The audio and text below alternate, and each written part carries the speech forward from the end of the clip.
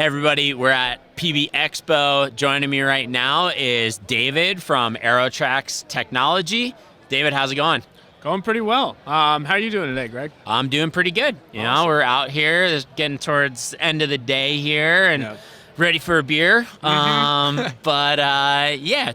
Maybe we could start just like giving a little bit of intro to yourself and maybe about what Aerotrax is all about. Yeah, absolutely. So a little bit of background on me. Prior to launching Aerotrax, I spent some time in consulting in telecom and insurance, helping with network infrastructure design and systems integration. After that, I was invited to join an entrepreneur in residence program at a blockchain company called R3. Yep.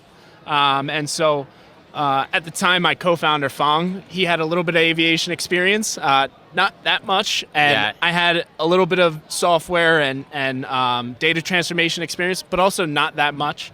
And so this company called R3 took a pretty big chance on us when they invited us to join the program.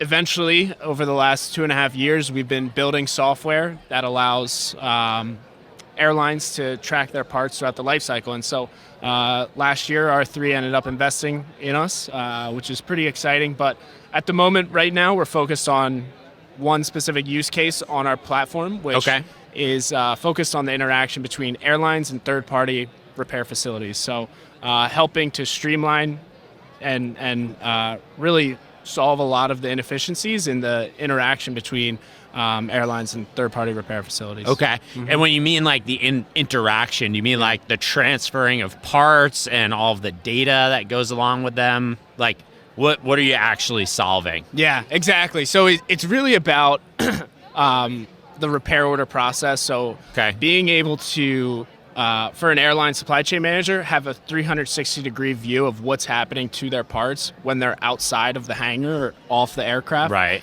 in these third-party facilities. And so for us, that's a huge value proposition because it allows them to focus less time on spreadsheets, emails, and faxes and all these phone calls trying to hunt down where these parts are at in the repair cycle.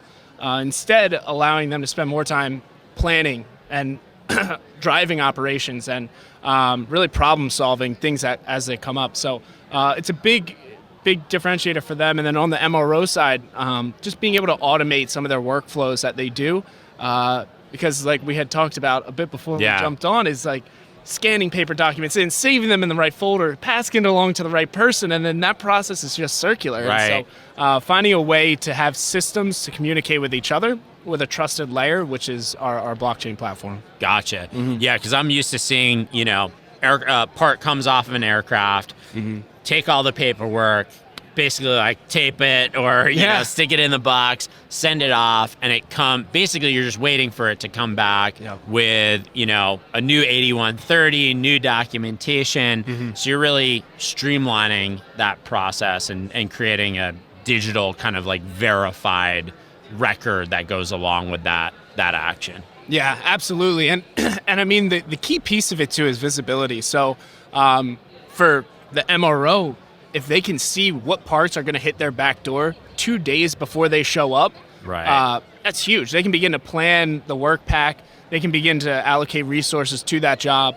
So that helps with turnaround time, and that's a key KPI for them. And then on the airline side, understanding when that part will get back into that hangar or to the aircraft. And so that visibility piece is a critical piece of it. Okay.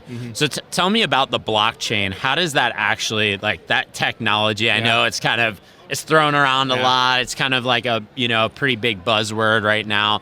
How does that play into the actual technology? What is the value that brings to this process that you're plugging into? Yeah, totally. It is a buzzword, and it's kind of painful. We try not to use it, and so I don't even think it's anywhere on our website. But when we think about how blockchain can impact the aviation and aerospace supply chain, I think the key thing that we always go back to is the layer of trust. And so on our platform, we model really 3 things, and that's assets, so the parts, planes, and components that can all relate to each other. And then the contracts, so think of a repair order or a purchase order. And then also identities. So the actual shop that has a FAA Part 145 certificate to do the repairs, or the people. And so having these people, or these mix of components that pull together in order to really execute the work in the real world, and now we're tracking it in the digital world. And so being able to verify that each element of the transaction, whether it's the part or the facility that has the capability in order to accomplish the work, or the person that has the certifications to accomplish the work, or the airline making sure that the facility's on the approved vendor list, So all these things, and programming that into the back end so nobody has to see it, and it just works. Yeah. Yeah, that's really awesome. It's cool to see. I know, like I said, blockchain is used a lot, but I think it's maybe made out to be a little bit more complex than it really is, and that you're just making sure that you're verifying a whole bunch of things so a transaction could be placed, right? Exactly right. Yeah. Exactly right. Well, cool. So any news about product, customers, things that you wanted to touch on? Yeah, absolutely. So we just signed our first MOU with Triumph Group, which is very exciting. Okay.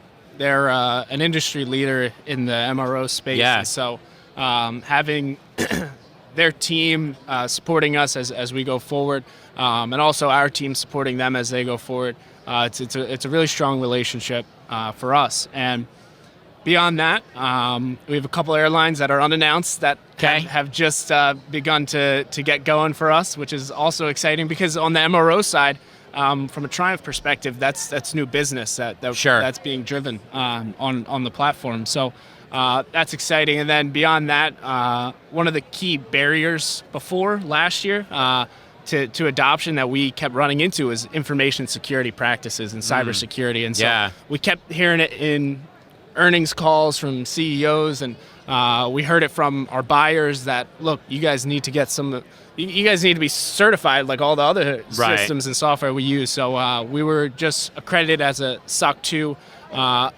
compliant company. Awesome. And software, which is incredible. So we're one of the first enterprise blockchain companies to do so, which is great. That's really cool. Yeah, congrats on the deal. And thank you. I went through SOC II certification before, which is always it's a fun process. That is it. But yeah, congrats on that as Thank well. you. Well, cool.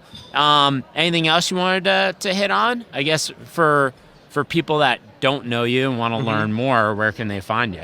Yeah, so you can find us on LinkedIn is probably where we spend most of the time. Yeah, sure. I'm David Bettenhausen. You can also follow Aerotrax Technologies. Beyond that, we just started a Twitter at Aerotrax HQ. I think we've got one follower, and it's me. Sweet. And then, you can also see us on our website, so at aerotrax.com. All right. Awesome. Well, thanks for stopping by. It was great meeting you. And we'll talk again soon. Thanks, Greg. All right. Thank you.